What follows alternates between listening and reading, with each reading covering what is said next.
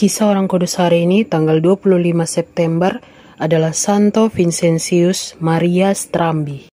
Halo teman-teman, jangan lupa like, komen, dan subscribe. Jangan lupa juga ya hidupin loncengnya. Selamat menonton channel Pak Aman. Dadah! Santo Vincentius Maria Strambi lahir pada tanggal 1 Januari 1745 dari pasangan Giuseppe, Joseph Strambi, dan Eleonora Strambi. Ia adalah anak bungsu dari 4 orang bersaudara, namun 3 orang kakaknya meninggal saat masih kecil. Kedua orang tuanya adalah pasangan suami istri Katolik yang taat dan saleh. Ayahnya adalah seorang apoteker yang dermawan, dan ibunya dikenal karena kesucian hidupnya. Sejak kecil, Vincentius sudah tertarik pada cara hidup religius sebagai biarawan. Karena itu, kedua orang tuanya lalu menyekolahkan dia di seminari keuskupan setempat. Di sana ia belajar filsafat dan teologi di bawah bimbingan imam-imam Fransiskan dan Dominikan. Namun karena fisiknya yang terlalu lemah, ia ditolak saat melamar ke biara Fransiskan dan biara Vincentian. Vincentius tidak berputus asa. Semangatnya untuk melayani Tuhan sebagai seorang imam tidaklah padam. Ia berangkat ke kota Roma untuk melanjutkan studi teologinya dan diterima masuk biara Dominikan di Viterbo.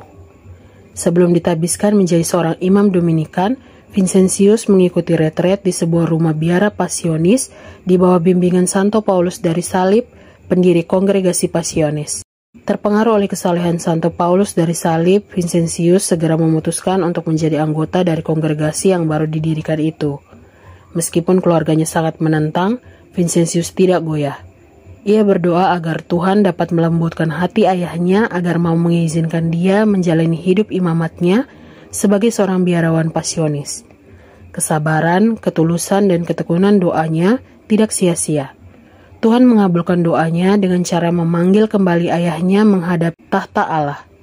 Ayahnya meninggal dunia dalam damai, dan dengan itu Vincentius dapat dengan leluasa mengikuti panggilan luhur Allah. Pada bulan September 1768, dan setahun kemudian ia mengucapkan kaulnya yang pertama sebagai biarawan Pasionis.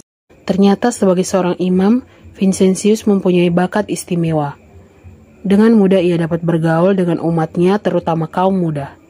Sifatnya yang sabar, lemah lembut, dan simpatik. Di dalam kongregasinya ia diserahi beberapa tugas penting, antara lain menulis riwayat hidup Santo Paulus dari Salib, pendiri kongregasi Pasionis. Khotbah-khotbah dan tulisan-tulisan rohaninya bergema hingga ke Roma. Dalam sidang para kardinal pada tahun 1800, pencalonannya sebagai uskup disetujui. Oleh karena itu, Paus Pius ke-7 mengangkat dia sebagai uskup Tolentino dan Macerata. Sebagai uskup, ia dengan giat membereskan administrasi dan organisasi keuskupan sambil menggalakkan pembinaan rohani umatnya. Tetapi kesetiaannya pada Paus menimbulkan pertentangan dengan Kaisar Napoleon I yang menguasai sebagian besar Italia pada awal abad ke-19.